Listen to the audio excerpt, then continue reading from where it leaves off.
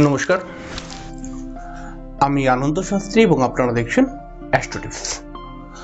আজকে আমরা অত্যন্ত গুরুত্বপূর্ণ বিষয় নিয়ে আলোচনা করব। আজকে আমাদের আলোচনা জ্যোতিষের একটি শিক্ষণীয় বিষয়, সেটি হচ্ছে প্রেম। বহু ছেলে বহু মেয়ের সাথে প্রেম করতে পারে, বহু মানুষরাই প্রেম করে। প্রেম করার জন্য কোনো নির্দিষ্ট বয়স নেই। তবে বহু জ্যোতিষ প্রেমী অর্থাৎ যারা জ্যোতিষকে বিশ্বাস করে সেই সমস্ত ছেলে মেয়েদের মনের মধ্যে একটি প্রশ্ন তৈরি হয় যে একজন অ্যাস্ট্রোলজারের কাছে, একজন জ্যোতিষীর কাছে যদি আমরা জিজ্ঞেস করে নিই যে আমার কোন রাশির সঙ্গে প্রেম করলে প্রেমটি ভালো হবে, তাহলে পরে আমার একটু সুবিধা হতো।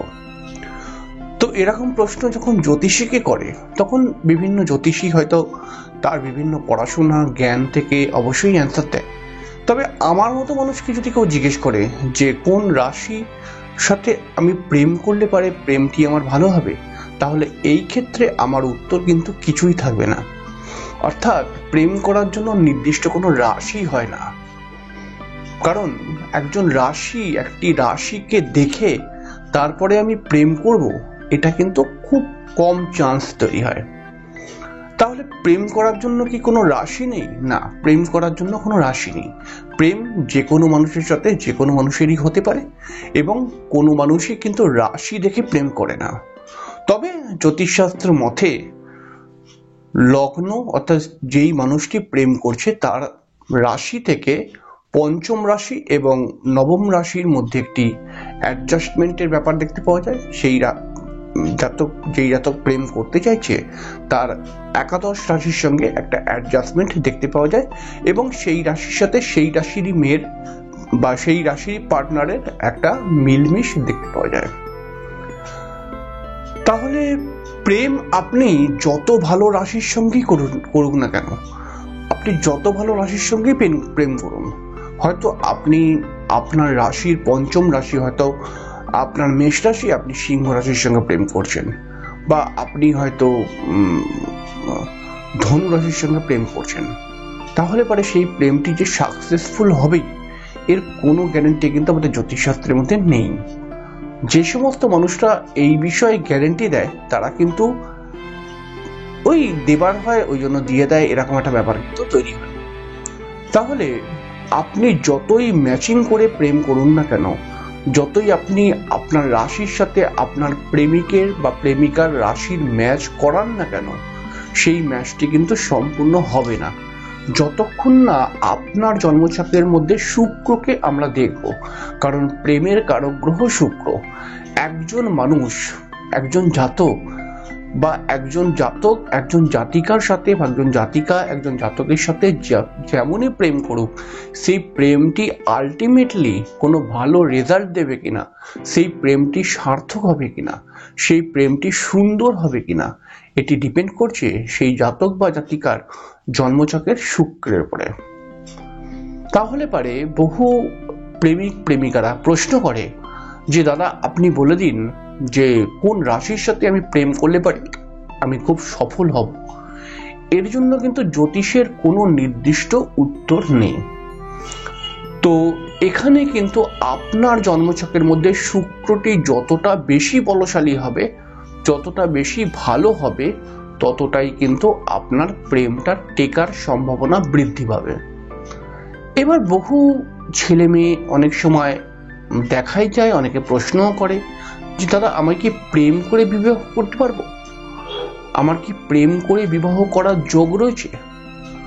তো বিষয়টাকে দেখতে গেলে পারে বহু জ্যোতিষী যেই উপায়টিকে দেখে আর কি, যেই বিষয়টিকে দেখে সেটি হচ্ছে পঞ্চম ঘরের সঙ্গে সপ্তম ঘরের কোনো রকম কানেকশন ক্রিয়েট হয়েছে কিনা।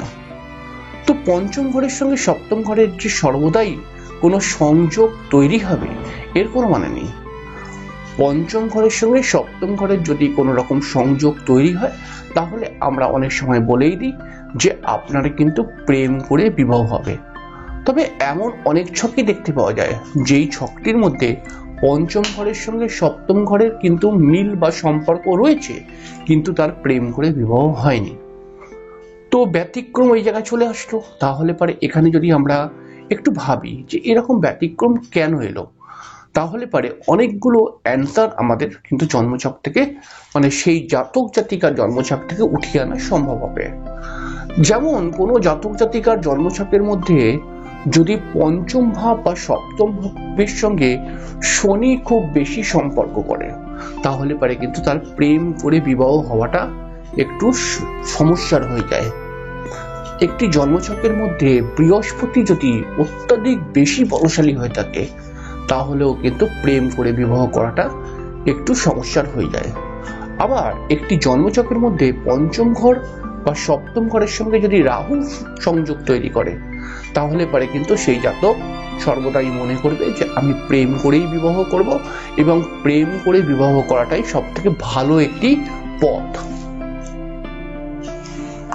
তাহলে পারে আমি যেটাকে মূল বিষয়কে নিয়ে আমি আলোচনাটা শুরু করেছিলাম যে প্রেম কি রাশি থেকে করা যায়, প্রেমের জন্য কি জ্যোতিষের কোনো নির্দিষ্ট কোনো মানে প্রেমের জন্য জ্যোতিষের কোনো নির্দিষ্ট সূত্র রয়েছে? হ্যাঁ, প্রেমের জন্য বিভিন্ন সূত্র থাকতে পারে, তবে এই সূত্র কিন্তু নেই যে এর সঙ্গে প্রেম করলে আপনি সাকসেস হবেন আর এর সঙ্গে প্রেম করলে আপনি সাকসেস হবেন না, এরকম কিন্তু কোনো সূত্র জ্যোতিষশাস্ত্রের মধ্যে নেই। তবে নিজের রাশির পঞ্চম, একাদশ, তৃতীয় এবং মানে সমসপ্তম বা এক রাশি হলে পারে প্রেমটা কিছুটা টেকে। তবে প্রেমটা যে আসলে আপনার টিকবে এটা কিন্তু ডিপেন্ড করে আপনার জন্মছকের শুক্রের উপরে ডিপেন্ড করে। তাই আপনার জন্মছকের মধ্যে শুক্র যদি খারাপ থাকে, সেক্ষেত্রে কিন্তু আপনার প্রেমটি যে কোনো মুহূর্তে সমস্যায় চলে আসতে পারে। আবার বহু জায়গায় দেখতে পাওয়া গেছে যে হয়তো একটি ছেলে একটি মেয়ের সাথে 5 বছর ধরে প্রেম করছে, তাদের 5 বছরের মধ্যে ততটা সমস্যা হয়নি যতটা এই পেছনে 2-3 মাসের মধ্যে হচ্ছে। তখন একটি ছেলে বা একটি মেয়ে কনফিউজড হয়ে যায় যে এরকম জাতকের সাথে বা এরকম মানুষটির সাথে আমার কি বিবাহ করা উচিত হবে। তো সেই ক্ষেত্রেও কিন্তু একটি কথা চলে আসবে যে আপনার বিবাহ করা উচিত হবে কিনা, এর জন্য প্রয়োজন আপনার সপ্তম ভাবটিকে চেক করার, সপ্তম ভাবটিকে দেখার। তো সেই ক্ষেত্রে আমরা অনেকগুলো পন্থাকে ব্যবহার করি, যেমন হচ্ছে বিবাহ হবে, বিবাহের জন্য জোটক বিচার, ওভারল্যাপিং বিচার ইত্যাদি ইত্যাদি আমরা কিন্তু দেখি। এবং তার মতো অষ্টকূটটাকে ভালো করে বুঝে বুঝে মেলাতে হবে। অষ্টকূট অনেকে কিছুই বোঝে না, কিন্তু মিলিয়ে নেয় 36-এর মধ্যে কত পয়েন্ট পেয়েছে। অষ্টকূটের কিন্তু অনেক কিছুই জানে না। যদি বহু মানুষকে প্রশ্ন করা হয় যে নারী দোষ তৈরি হচ্ছে, নারী দোষটা আসলে কি, তারা কিন্তু বলতে পারবে না। অনেক মানুষকে বলা হচ্ছে যে বর্ণের সঙ্গে বর্ণের ম্যাচিং হলে পারে এত পয়েন্ট হয়, তাহলে এর পুরোপুরি সূত্রটা একটুখানি বলুন যে কি করে ম্যাচিংটা হচ্ছে। তো এটা কিন্তু অনেকে বলতে পারবে না। বর্ষ সম্পর্কে অনেকেই জানে না। তো জেনে জেনে অষ্টকূট বিচার করতে হবে কিন্তু। এবং যে সমস্ত ছেলেমেয়েরা দীর্ঘদিন থেকে একসঙ্গে প্রেম করেছে কিন্তু বর্তমানের মধ্যে প্রেমের মধ্যে সমস্যা চলছে, তাদের ক্ষেত্রে আমার অভিজ্ঞতা, আমার এক্সপিরিয়েন্স থেকে আমি দেখেছি যে এদের জন্য রোজ কোয়ার্টজ যে পাথরটি রয়েছে সেটার কিন্তু খুব বেশি দাম নয়। এই পাথরটি খুব ভালো কাজ করে, তবে দুজনকেই ধারণ করতে হবে।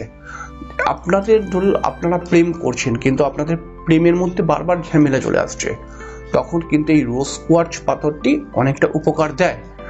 তবে জ্যোতিষের কোনো কিন্তু ব্যাখ্যা নেই যে অমুক মানুষের সঙ্গে প্রেম করলে আপনি প্রেমে সফল হবেন বা অমুক মানুষের সঙ্গে প্রেম করলে আপনি প্রেমে সফল হবেন না, এরকম কিন্তু কোনো ব্যাখ্যা নেই।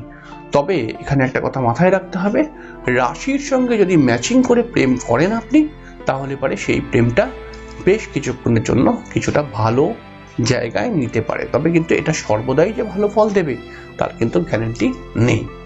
তো আশা করছি আপনারা কিছুটা বুঝতে পেরেছেন। তো পরের দিনকে আমরা একটি আরো গুরুত্বপূর্ণ টপিক নিয়ে আলোচনা করব। তবে চ্যানেলটিকে সাবস্ক্রাইব করে বেল আইকনটাকে অবশ্যই ক্লিক করে দেবেন। আজকে এখানে শেষ করলাম। নমস্কার, ভালো থাকবেন।